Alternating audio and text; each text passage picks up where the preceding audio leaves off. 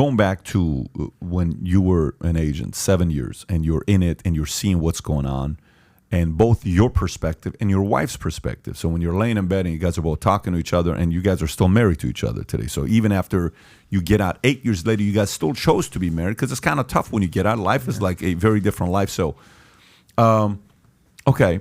So when you went in, where did any area of trust go higher? You're like, oh man, I used to have no respect for those guys. I got a lot of respect for what those guys are doing. You used to go in and say, I never thought about those guys. Damn, those guys are dangerous after 7 years of being in. And then you went in and you said, oh, those are the guys I was studying. Those guys are 100 times more scary to the world than the media is even selling. And then the media, I used to really trust the media. Used to say, dude, I don't trust shit they say. Or I used to not trust what the media used to say. I actually trust what they have to say. What were some of the things where you flipped, where what you saw pre, and now you're on the inside, what flipped on you? The biggest flip was media.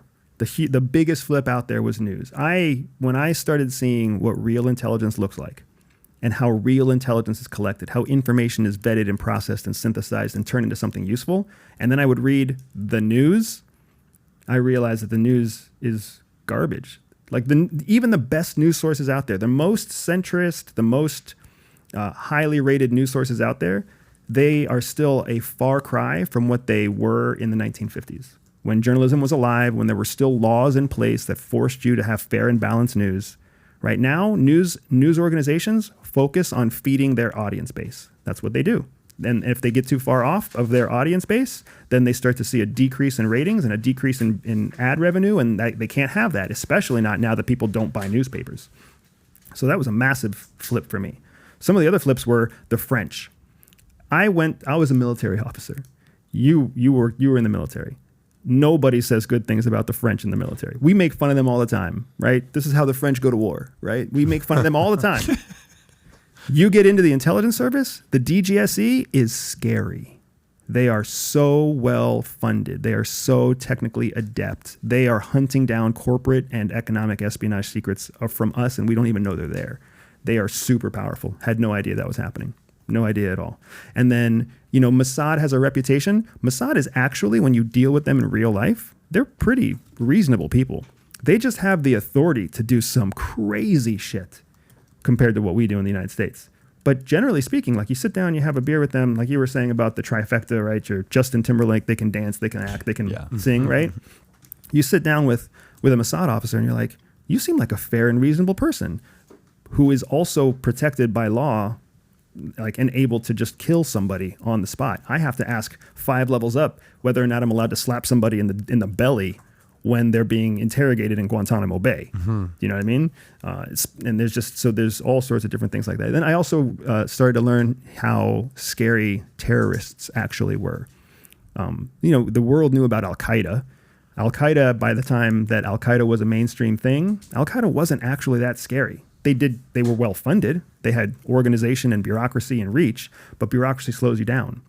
ISIS was terrifying.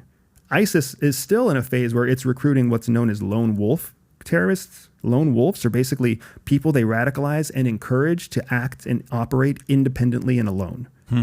So then there is no communication channel anywhere of anybody saying, hey, I'm going to hit this target this way. What do you think? If there's no communication, there's no way to collect intelligence. These lone wolves can just go out and do whatever they think they're going to do, and they've got the permission of the organization, and they have the praise of the caliphate behind them. Mm-hmm. That's scary stuff. Like exactly what happened with Salman Rushdie. He was a lone wolf, and his mother just disowned him. Did you see what she said about him? He just said, I can no longer support him being my son. It's nuts. That world is a terrifying world that the average American has no idea about. Let me ask you, because Pat framed the question with your perspective. What has shifted? You've been pretty vocal about perception versus perspective, right? Getting out of your own shoes and looking to the eyes of others. He also framed it with, what you said, the media. And you've been pretty vocal about perception, perspective. But you also talked about your wife, how when she kind of got red-pilled into the real world, how she's went from being a progressive liberal to being more center. Same thing with you, I assume, is right? Correct, yeah. Yeah, I mean, if you're a super conservative, you're not trying to go to Africa to like save children, right? You're trying to build a business or do something that boosts the economy in some way, shape, or form. So we were both moved very, very, very far to independent center once we started realizing Not necessarily that there was like a liberal narrative, and it really frustrates me when I hear people go off the deep end about all these liberal conspiracies and these liberal narratives. The truth is that liberals are just that whole media is feeding its own base, and it's feeding a base of people who don't make a lot of money, who don't have a lot of education, who are struggling to set themselves up financially. So they want to believe that someone else should take care of them, and they want to believe that someone else should help them, and they want to believe that a larger big brother government should be on their side. But what ends up happening across the board time and time again is your 27-year-old liberal becomes a 32-year-old parent with a career or a business, and then their perspective shifts. Because now they got to protect what they have. They got to protect their family. They got to take care of their people. They've got to make sure that the future generation, because now there's a child. You've got to protect your child, but you also need a military to protect your child. So you know what? If I have to pick between who lives and who dies, my child lives, somebody else dies. So you're like a living, breathing case. Same with your wife. Of the famous phrase: if you're young and you're not a liberal, you have no heart, and if you're older and you're not a conservative, you have no brain. Is that kind of what the process you went through? Yeah, it's like all of these idioms and all of these stereotypes, right? They happen for a reason. They happen because a normalized, statistically relevant number of people start to follow in these certain trends. It doesn't mean it's right for everyone, but it's right for a majority of people. So if you like this clip and you want to watch another one, click right here. And if you want to watch the entire podcast, click right here.